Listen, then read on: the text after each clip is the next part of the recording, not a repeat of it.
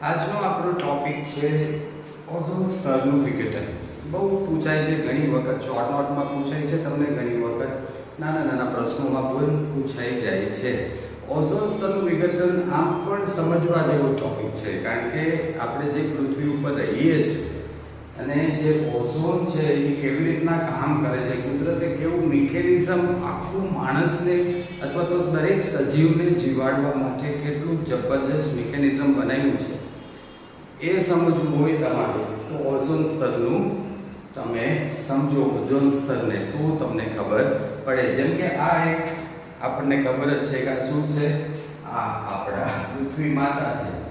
આની ફરતે એક આવું માની લો કે એક સ્તર છે અને એ સ્તર કેવું છે, O3 એટલે કે ઓઝોન વાયુનું સ્તર છે ફરતું આખી પૃથ્વીના ફરતે. આમ ઘણા બધા સ્તરો છે પૃથ્વી પછી તમે જાઓ ઉપર તો હેમિસ્ફિયરથી માંડીને ફોટોસ્ફિયરથી માંડીને ઘણા બધા. પરંતુ આપણે અત્યારે યાદ રાખશું કે પૃથ્વીની ફરતે એક ઓઝોનનું સ્તર છે, ઓઝોન વાયુ. હવે શું કરે છે આ સ્તર એ સમજવાની કોશિશ કરીએ તો આપણને ખબર છે કે પૃથ્વી ઉપર જીવન માત્ર ને માત્ર એક જ વસ્તુથી શક્ય છે ને એ છે સૂર્ય. આપણે અગાઉ શીખ્યા ને કે સૂર્યના પ્રકાશથી વનસ્પતિ છે એ પ્રકાશ સંશ્લેષણની ક્રિયા કરે છે અને વનસ્પતિ છે એ ઉત્પાદકો છે. વનસ્પતિ ઉત્પાદકો છે એટલે વનસ્પતિ ન હોય તો આ દુનિયામાં જીવન શક્ય છે જ નહીં. કારણ કે સિંહને જીવાડવા માટે પણ વનસ્પતિની જરૂર છે. તમે ફૂડ ચેઇનની અંદર આ વસ્તુ શીખા. તો વનસ્પતિને જીવાડવા માટે શું જરૂરી છે? સૂર્યપ્રકાશ. તો જ્યારે સૂર્યના કિરણો પૃથ્વી ઉપર આવે છે તો સૂરજ દાદા છે એ ખાલી ને ખાલી સારા કિરણો મોકલે એવું ન હોય. સૂરજ દાદા છે એ બધું એક હારે મોકલી દે, બરોબર? શું મોકલે? તો એ જે પારજાંબલી કિરણો કહેવાય છે, અલ્ટ્રા વાયોલેટ કિરણો કેવા કહેવાય? પારજાંબલી કિરણો કહે છે. એ કિરણો કેવા છે કે જે આપણા માટે બહુ ખતરનાક છે. પારજાંબલી કિરણો છે સૂરજ દાદાથી મોકલે છે, ખતરનાક કિરણો. અને પારજાંબલી અલ્ટ્રાવાયોલેટ કિરણો જો પૃથ્વીની અંદર આવી જાય અને ખાસ કરીને આપણી ચામડી ઉપર પડે તો આપણી ચામડી છે એને રિએક્શન આપે છે. અને કોઈ વસ્તુ શરીરની જ્યારે રિએક્શન આપે ને ત્યારે એ કેન્સર થાય. શું થાય? કેન્સર. તો જો પારજાંબલી કિરણો પૃથ્વી ઉપર આવી જાય અને આપણી ચામડી ઉપર પડે તો આપણને કેન્સર થવાનો ભય રહે છે. પરંતુ કુદરતે કેટલું સરસ ગોઠવ્યું છે કે જે આ ઓઝોનનું કવર છે, આ ઓઝોનનું કવર અહીંયા છે, જેવા પારજાંબલી કિરણો આની ઉપર ભટકાય છે તો ઓઝોનનું કવર છે આ કિરણોને પાછા મોકલી દે છે. એટલે આરીસા જેવું કામ કરે છે. આ ઓઝોનનું કવર આ કિરણોને પાછા મોકલી દે. સારા કિરણોને એન્ટ્રી આપે છે અને ખરાબ કિરણોને એટલે કે પારજાંબલી કિરણોને મોકલી દે છે. ચોકીદાર છે આપણે, બરોબર? કે બેસ્ટ વ્યક્તિઓ અંદર, બાકીના બધા બહાર. તો ઓઝોનનું કવર ખૂબ જ ઇમ્પોર્ટન્ટ છે. પણ એની પહેલા આપણે સમજીએ કે ઓઝોન શું છે. ઓઝોન વિશે તમને ઘણી વખત પૂછે છે. તો ઓઝોન એટલે કશું નહીં. ઓઝોન એટલે ઓક્સિજનના 3 અણુ. જ્યારે ઓક્સિજનના 2 O2 થાય ત્યારે ઓક્સિજન બને છે. આપણા માટે ખૂબ જ જરૂરી છે, જીવન માટે. ઓક્સિજન વગર શક્ય જ નથી. પણ બેની બદલે જો O ના 3 અણુ ભેગા થઈ જાય તો શું થવાનું? તો ઓઝોન બની જવાનું. 3 અણુ ભેગા થઈ જાય તો ઓઝોન બની જવાનું. ઓઝોન બની જાય તો એ કેવો છે? ઘાતક છે, ઝેર સમાન છે. તો ઓઝોન વાયુ પોતે અહીંયા અંદર આવે તો પણ આપણે મરી જઈએ. ઓઝોનને એની જગ્યાએ જ રાખવો પડે. અને ઓઝોન ન હોય તો પણ આપણે મરી જઈએ, કારણ કે સૂર્યના કિરણો આવી. તો જો એની જગ્યા કેટલી ઇમ્પોર્ટન્ટ છે. કુદરતે એને એક સ્પેશિયલ જગ્યાએ રાખી, આપણને બી નુકસાન ના કરે અને એનું કામ કરવાનું છે એ કામ પણ કરે. તો ઘણી વખત એવો સવાલ પૂછે છે કે ઓઝોન વાયુ બને છે કેવી રીતે? તો થાય છે શું? જ્યારે ઓક્સિજનના 2 અણુ હવામાં હોય અને એની ઉપર અલ્ટ્રાવાયોલેટ કિરણો એટલે સૂર્યના જે કિરણો છે અલ્ટ્રાવાયોલેટ કિરણો પારજાંબલી કિરણો એની ઉપર પડે ઓક્સિજનના અણુ ઉપર પડે ત્યારે શું થવાનું એના બે ઓક્સિજનના અણુ છે એ અલગ અલગ થઈ જાય બે O બની જાય હવે પછી શું થશે તો કે ઘણા બધા ઓક્સિજનના વાયુ હોવાના હવે એક અણુ આવી રીતના તૂટ્યો તો પછી શું કરશે બીજા ઓક્સિજનના અણુ સાથે જોડાઈ જશે એટલે આ શું થઈ જશે O3 અને ઓઝોન વાયુ બનશે તો ઓઝોન વાયુ કેવી રીતના બને છે ઓઝોન વાયુ બને છે ઓક્સિજનમાંથી જ બને છે પહેલી વાત તો એ અને કોની મદદથી બને છે અલ્ટ્રાવાયોલેટ કિરણોથી એટલે કે પારજાંબલી કિરણોથી બને છે સિમ્પલ તમને પૂછશે કે ઓઝોન વાયુ કેવી રીતના બને છે સમજાવો એકાદ માર્કમાં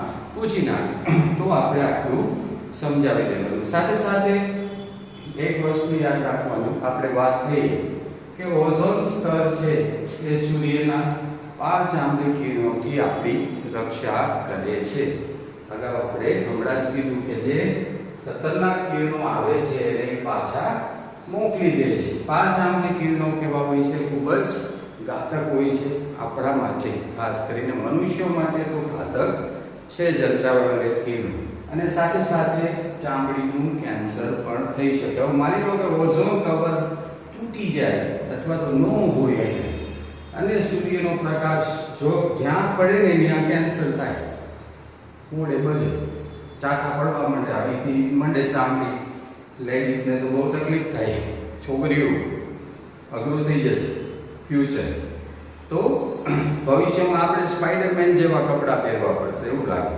ક્યાંયથી ચામડી દેખાવી જોઈએ નહીં સૂર્યના પારજાંબલી કિરણો જો અંદર આવવા માંડ્યા તો આપણે કેવા સ્પાઈડરમેન જેવા કપડાં પહેરવા પડશે જેથી કરીને એક પણ કિરણ છે એ આપણા ચામડીને અડે નહીં ને સૂર્યનું કિરણ જો આપણા ચામડીને અડ્યું તો ગયા કેટલું ખતરનાક થઈ જાય ક્યારે વિચાર્યું તમે તો પછી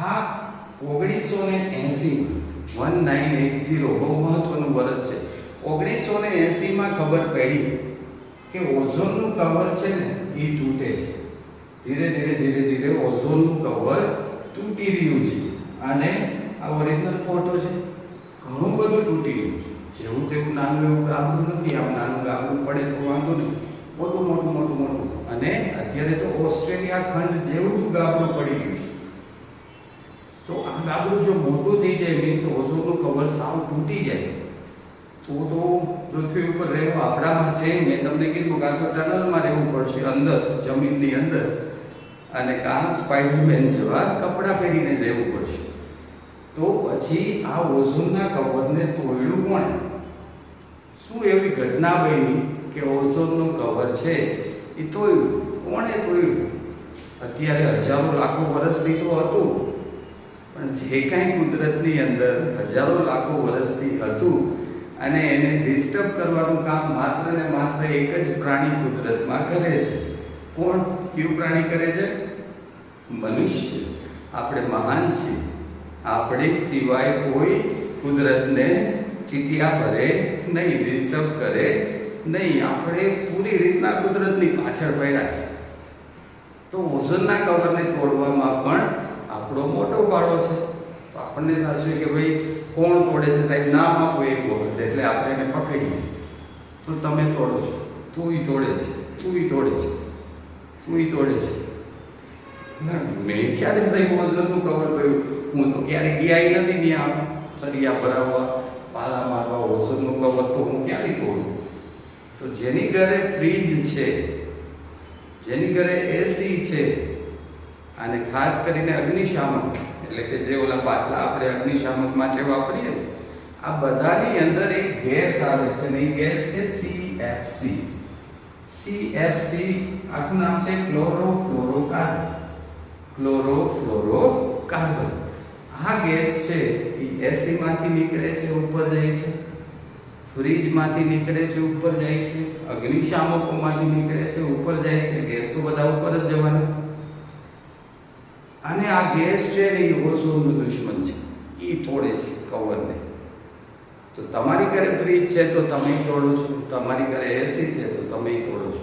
આપણે બધા ભેગા મળી અને ઓઝોનના કવરને આપણા જ ફ્રેન્ડને આપણે મારવા માટે તૈયાર થયા છે. જે આપણને બચાવ કરે છે, જે આપણા સેનાપતિ છે, એને આપણે તે મારી રહ્યા છીએ અત્યારે.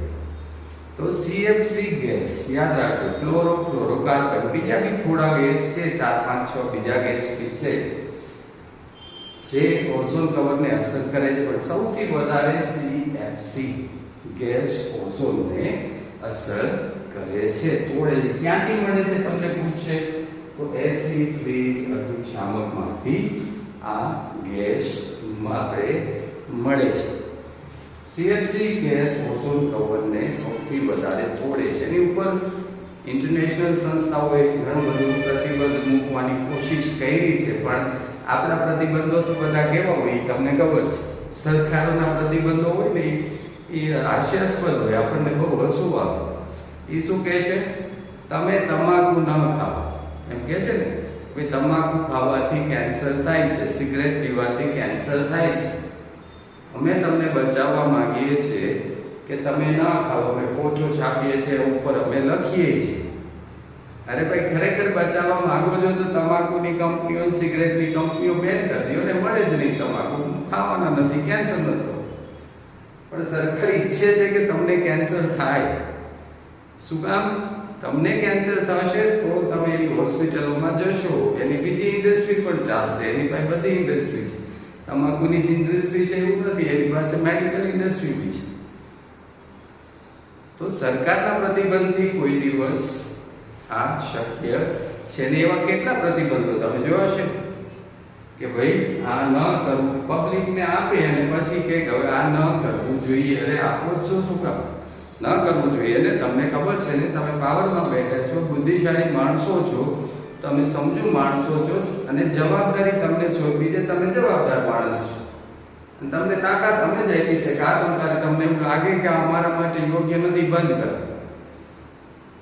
તો બી આપીને કહે છે તમારે ન ખાવું જોઈએ. અરે બંધ કરી દો ને ભાઈ. વેલ, તો ઓઝોન ઉપર આવીએ તો ઓઝોનનું આ આખું વિઘટનની વાત છે. તમને થોડા સવાલો પૂછશે, શોર્ટ નોટ પૂછે તો આખું લખવાનું. ઓઝોન કવર છે પૃથ્વીની આજુબાજુ અલ્ટ્રાવાયોલેટ કિરણોને રોકે છે. અલ્ટ્રાવાયોલેટ કિરણો શું છે?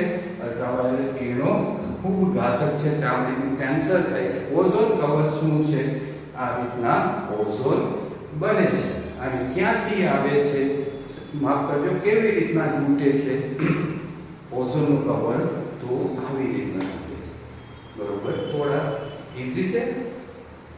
ઓઝોન સમજાય છે બધાને? ઓકે.